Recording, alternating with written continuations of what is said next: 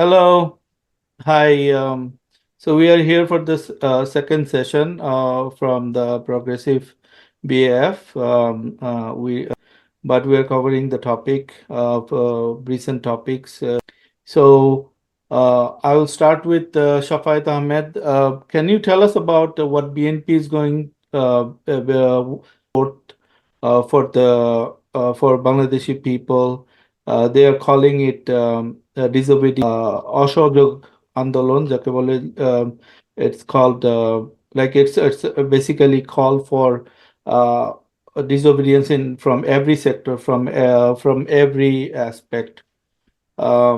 So this is the first question. Second question is that what do you think about how, like, as a Bangladeshi diaspora living outside, we can participate, or anybody like a common people who are living in Saudi Arab or the other countries, like Middle East countries, or anywhere, the Bangladeshi, but there are almost like 10 million people living outside. So how we can join with BNP in this progression? Shafed Ahmed, please go. Assalamu alaikum, Mirza bhai. Thank you so much once again for uh, inviting me here. First of all, I think I should ask you. Not like a question, but I would like you to kindly clarify because the people who would be watching this, many of them may not know the complete elaborated form of BAF. So I believe. Yeah, it's not definitely not Bangladeshi Air Force. I mean, you are a soldier. You're from Bangladesh military. I know. BAF is Bangladeshi against fascist. So it's kind of like a cultural progressive movement against what we what it's going on, the current regime, the mafia regime.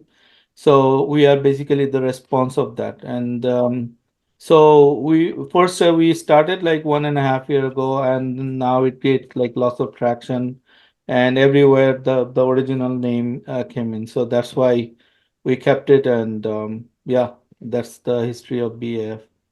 All right. Okay. So coming back to the questions that you asked me. So first of all, yes, the latest. If you look at the latest development from Bangladesh is that yes, the main opposition party currently in Bangladesh that is obviously that's not in the parliament, but in reality on the street. That is Bangladesh Nationalist Party or the BNP. They have announced the program of this civil unrest. I'm sorry, civil disobedience or uh, non cooperation, whatever you call it. Obviously in Bangla we call it অসহযোগ আন্দোলন. So it's so they have recently, I believe it was yesterday that they declared it. So if we look at the progression of the events, they um, started with the peaceful demonstrations.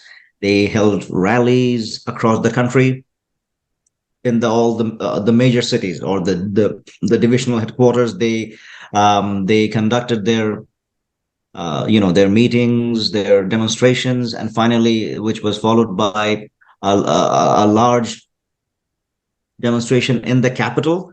And ultimately, it was supposed to be probably the biggest ever gathering in Dhaka, which was supposed to be held on October the 28th, but which ultimately did not happen because we know what happened.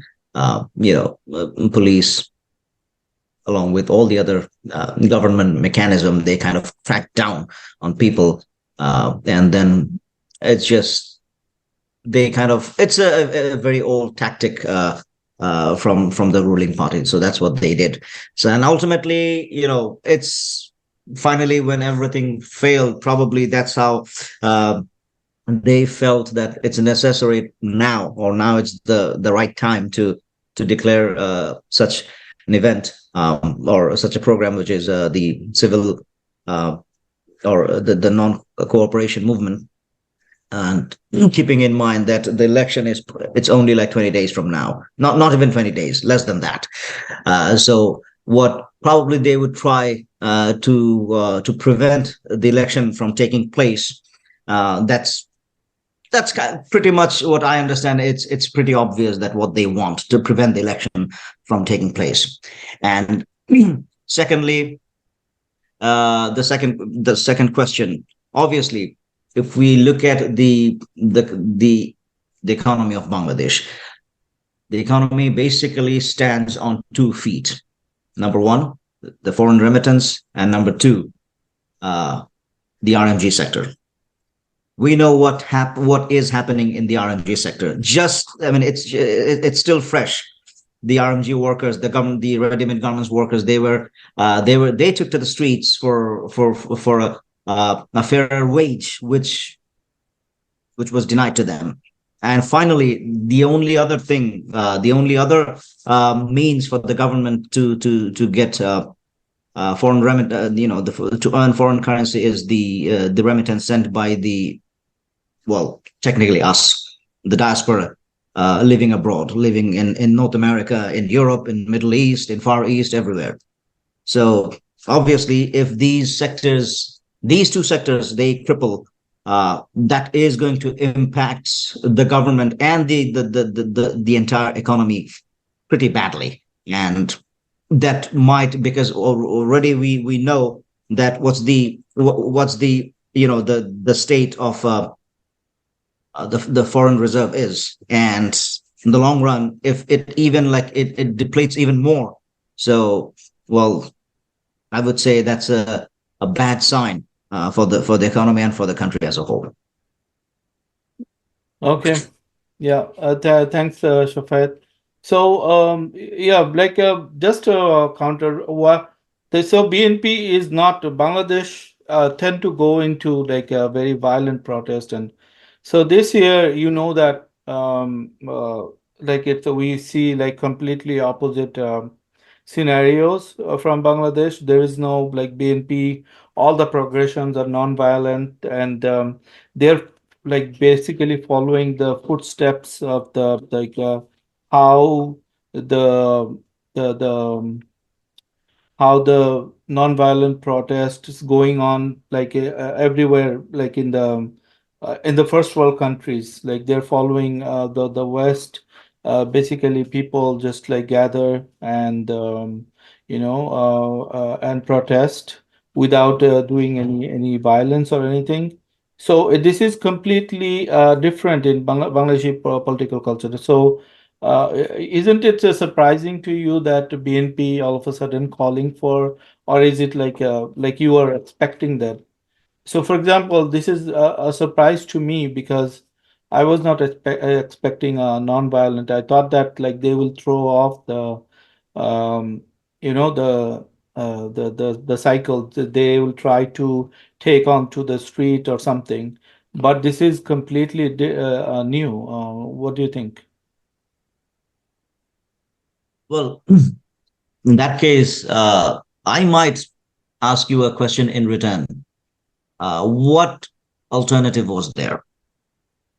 Because if you want to stay, with the peaceful demonstration, with the peaceful, without, causing any violence, because I'm sure what the common psyche in Bangladesh is, that BNP cannot conduct a movement. Yeah. Because in the psyche of common Bangladeshis, we understand that, all right, movement means destruction. Yeah. Movement means arson. Movement means complete disruption of the economy. Movement means, vandalization. Yeah. So that's when we talk about movement, these are the things that come to our mind. Yeah, And I in guess that it's rhetorical questions. So yeah, basically, I want to elaborate on this. I thought that this is completely like to surprise even the ruling party, which is like wants to stay in power by hook and crook or any means possible just to loot billions of dollars to the West. Um, what I think is that BNP is just like just waiting for something from the West because West, especially US, they come all the way. They give sanction to RAB.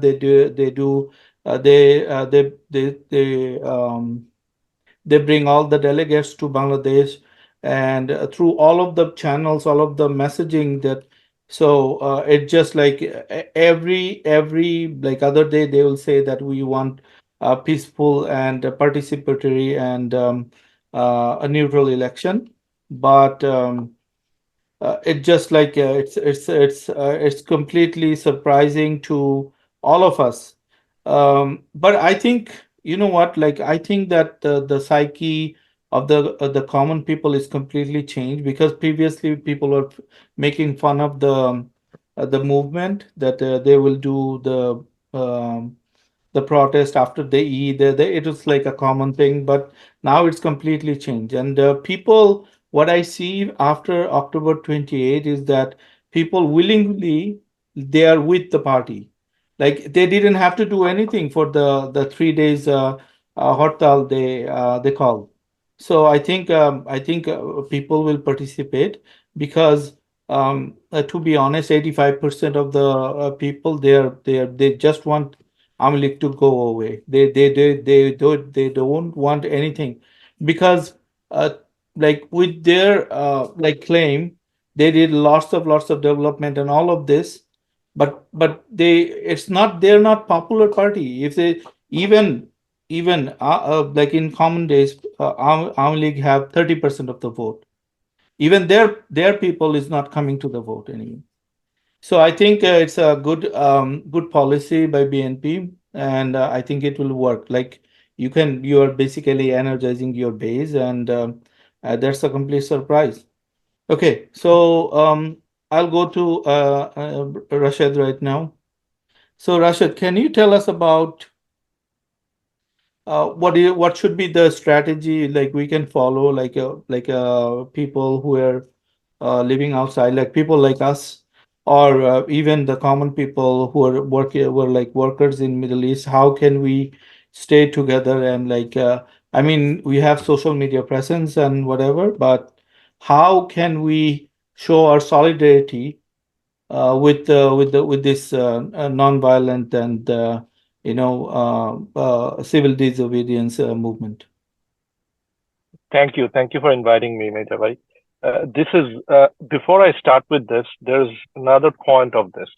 Anybody who lives in Bangladesh and who is not actively participating in the politics, they have an inherent problem to participate in the politics because of the presence of violence, right?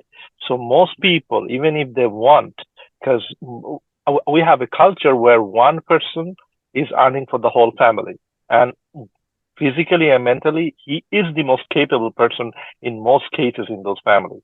So Mm-hmm. those kind, he's the decision maker, right? And these are the person who generally goes to participate in the politics. They cannot go because of the fear if something happens to him or his livelihood, the whole family will suffer. But in the case of this civil disobedience or non-cooperation, there is a huge opportunity for those people who feels that they are left out of this uh, resistance against this mafia regime. They can now participate. Yeah. We are, we are not BNP. We don't like this fascist to be there. We don't like this mafia regime. But that so what we can tell them that you don't have to give away your livelihood. You don't have to anyway harm yourself, but you can participate. There is many way to do it. Like, let me give you a very small example. Some people might not like it. One of the biggest tool for this mafia regime is Ekatu TV, correct? Yeah. This is owned by Magna Group.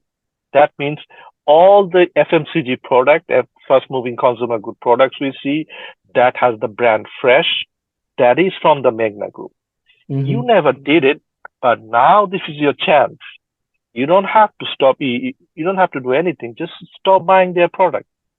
Correct? Mm-hmm. There's other big companies big So you're company, talking like a BDS movement, boycott. BDS.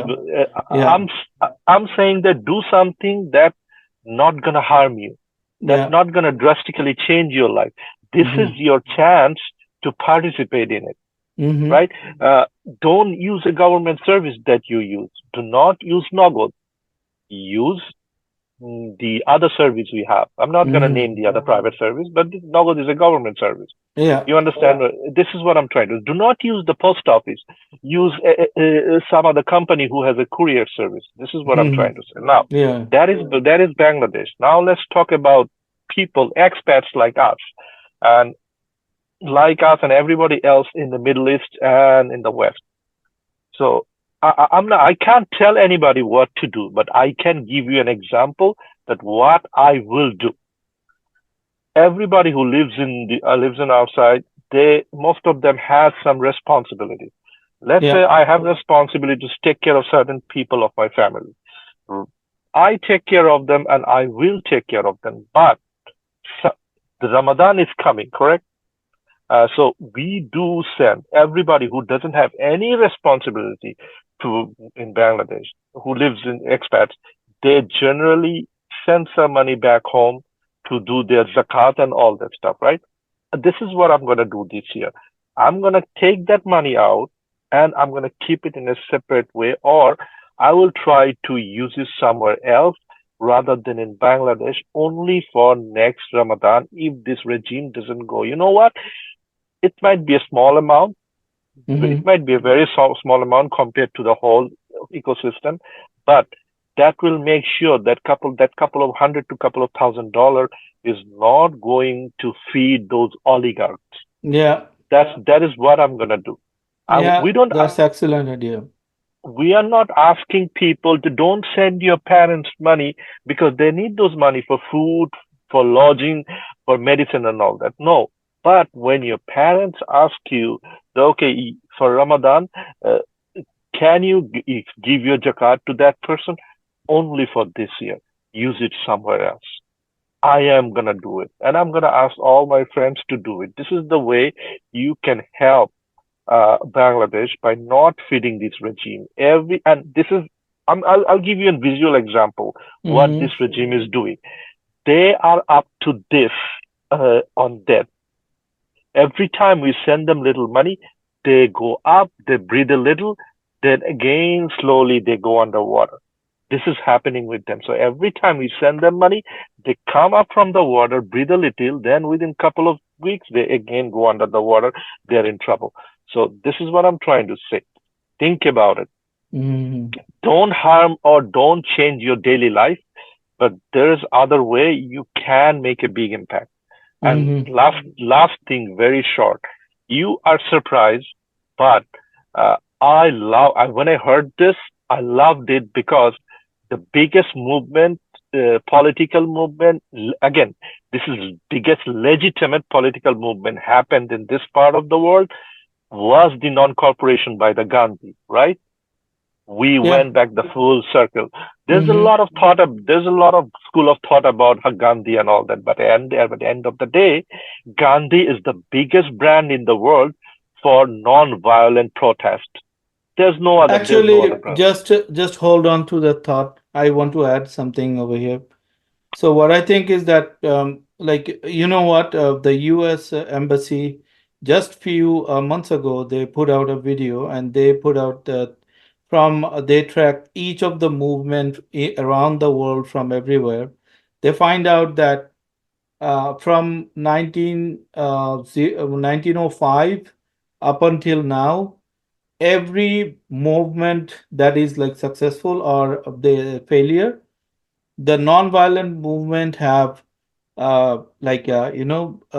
twice as much success rate from the violent movement. The reason for that is that the non-violent movement is comes as a pressure group because the women can participate, the children can participate, everybody is like coming and talking about, and they create a like pressure, and they actually build the society, make the society to do those kind of stuff. And the second thing is that you mentioned Gandhi, the he's the disobedience. Actually, it stemmed from that. Like it went from I think 20 odd years or even more than that.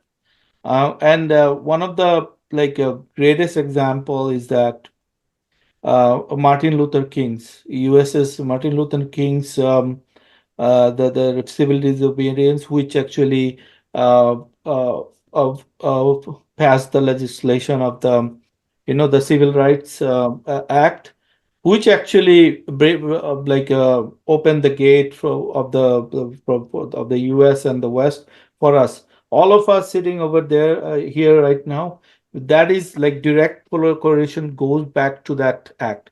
Because of that act, they open up to immigration and they take people from the other countries, and that's why we are here. So that is like a very good example that a civil disobedience movement. Anyway, I like to counter one thing. I thought that you know what, there are some arguments that Gandhi's civil disobedience movement was successful, but they're saying that the Subhash Bose, Subhash Chandra Bose, military and his violent way of doing protest, those are like equal or even like far greater impact on the British Empire that day. And it was yeah, there are arguments about that. Anyway, so just yeah, finish your point, please. I'm not a history buff, but that's another different thought of train. But one day it can be. But at the end of the day, I'm again. This is my main point talking about today, that you don't have to change anything on your daily life. You don't Mm-hmm. have to hamper your earning. You don't have to go through suffering. But if you think a little bit, there are so many ways. I just give you a couple of examples. I don't know your life. You can find other ways not to use government services, not to use those oligarch services. Just for an example, don't buy any Bosundhara product. Very Mm-hmm. simple. This is the way you do it. And keep doing it. It's gonna be, and it's for us. It's for our future. Biggest question is, this is for our future, for our kids. After Yeah. 20 years, when your 2-year-old kid will be 22, finish their university and can't get a job, will ask you after reading the history, Dad, what did you do in 2023? It's Yeah. 2020. What did you can tell them? This is what I do, and this is how we are over here. Thank you. That's all I want to say Okay. today. So thanks, Rashid. Very good points you make. Kazi Tanvir Ahmed, are you participating or you are just listening now? You guys are hearing me? Yeah, but it's like your voice is not clear. Also, your video is like Just, tilted. just a minute, 1 minute. Okay. Okay, so fix your things. If you we only have like 5 minutes. We'll end When in I five make me, minutes. So quickly, Shafayat, any closing thought on that? Do you want to make new points? Just very quickly, okay? So you have 1 minute, Rashid have 1 minute, and I'll have the closing thought. You're on mute. All right. So what Rashid Bhai was just saying, just want to add. I mean, since he said that what he is doing, I would say what I am doing, because yes, we also have our families back home. We do send money. We do excuse me, on different occasions, be it Eid or someone's sudden any medical needs. There are different occasions where when we send assistance to them. What I did, I mean, if you ask me, this for the last couple of months, I'm not sending any money to Bangladesh. What I'm doing, because yes, I know that probably Almighty has given me some capability to help some people. So I'm just keeping that money separate. And like for this time, what I did, I just sent that money to Gaza. Yeah, okay. Nice. So yeah, that's a very good strategy. Just hold on to it, and then once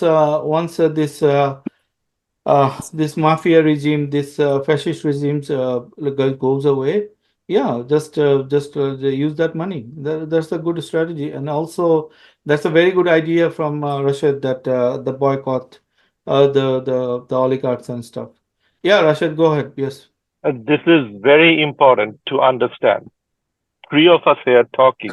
We are not asking you anything to do that is not allowed in your religion. If your religion says that you have to pay your zakat before a certain date of time, you have to do it. We are not clerics. We don't have the audacity to tell you how to live your life. We are just saying what we are gonna do, and we are human beings. We could make mistakes. This is very simple. That's the point I wanted to make. Thank you. Yeah. Okay. Yeah. So I'll just close off right now. I think it's a very good strategy from BNP, and I think they're in here for the long haul. It doesn't matter. I think it's a very positive things that okay. One of the thought was that if, I mean, the Awami League camp was thinking that if the election is done, then we are done. Like we passed the test. Everything is like rosy right now. All of the problems goes away. We'll mend our like everybody will come into fold. No, that is exact. The opposite thing will happen.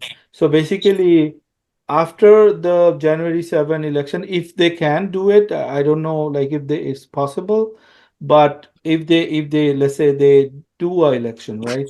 Then their misery will be increased by 100-fold. That I can guarantee. 100%. Like so, it's a very good strategy from BNP. I think they are hearing them from everywhere. I think there is a excellent point made in our group with Shafiq Bhai was saying that like the winner always looks like smart and beautiful and handsome and intelligent and cunning and stuff. But like the losers, they always they're meek and they're weak and like until they win, it always they look like they don't have any strategy or nothing.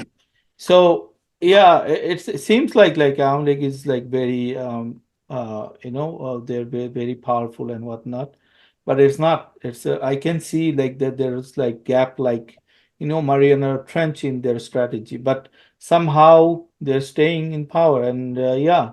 But believe me, like once we win, everything will change. So that's our closing thought. We want to close on a positive note. I hope you enjoy our sessions.